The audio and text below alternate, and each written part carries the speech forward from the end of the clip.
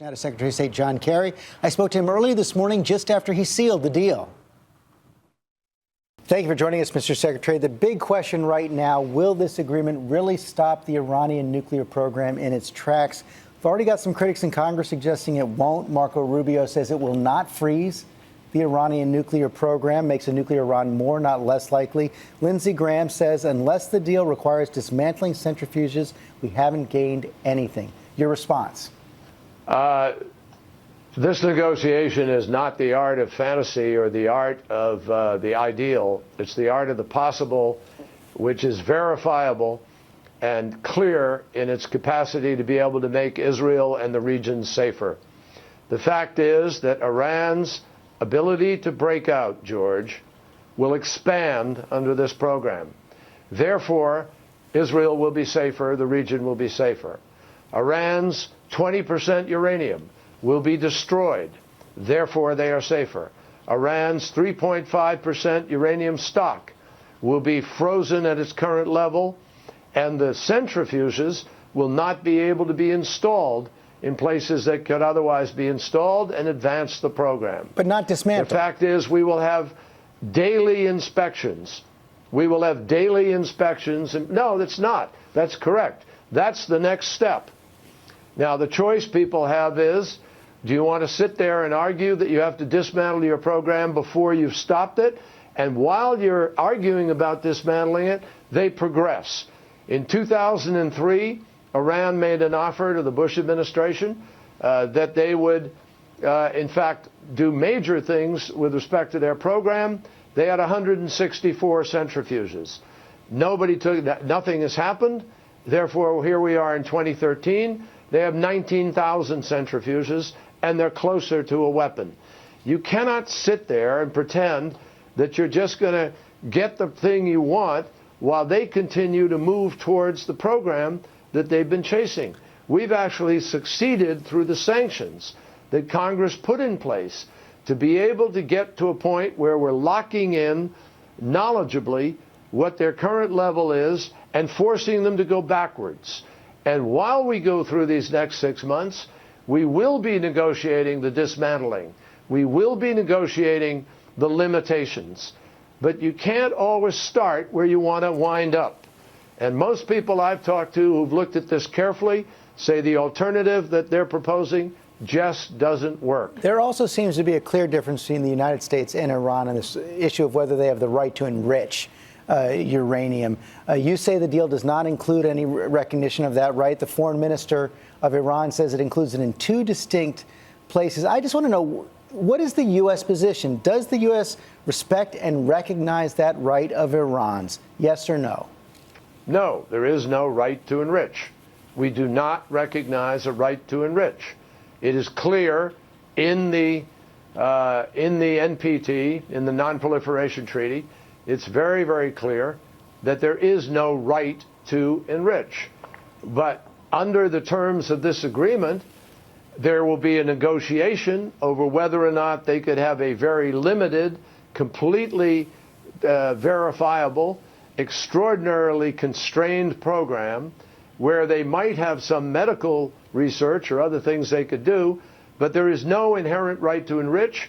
And everywhere in this particular agreement, it states that they could only do that by mutual agreement, and that nothing is agreed on until everything is agreed on. That language appears at least twice in significant places in this agreement. So there is no agreement that they can enrich.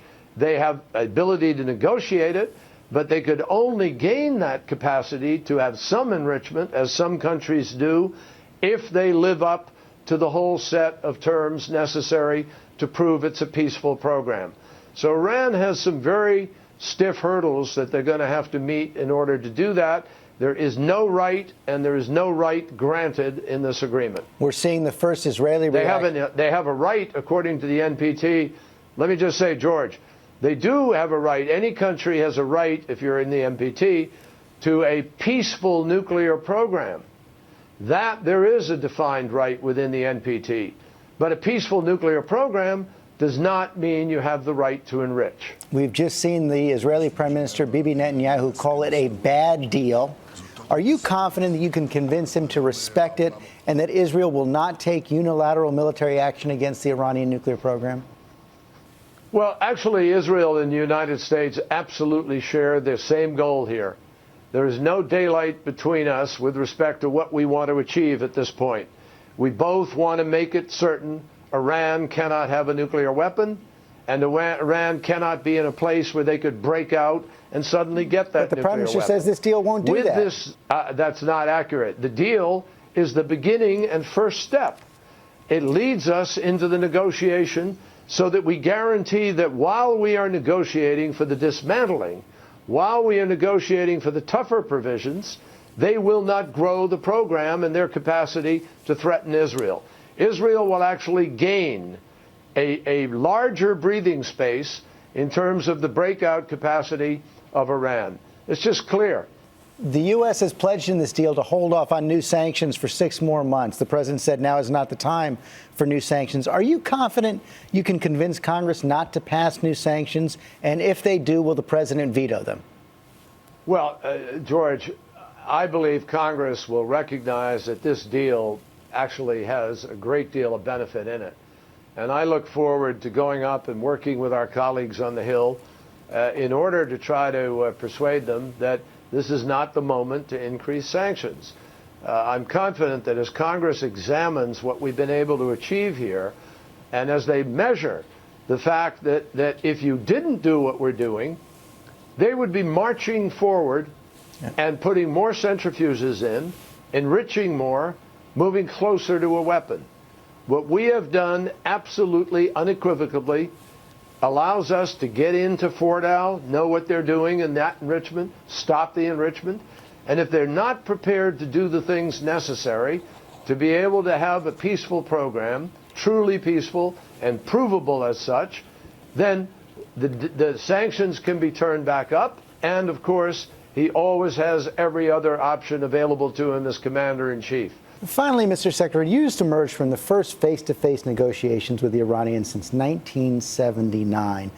Is the U.S. now heading towards a normal relationship with Iran? And how do you reconcile your experience with the words of their supreme leader, who calls Israel a rabid dog and accuses the United States of war crimes?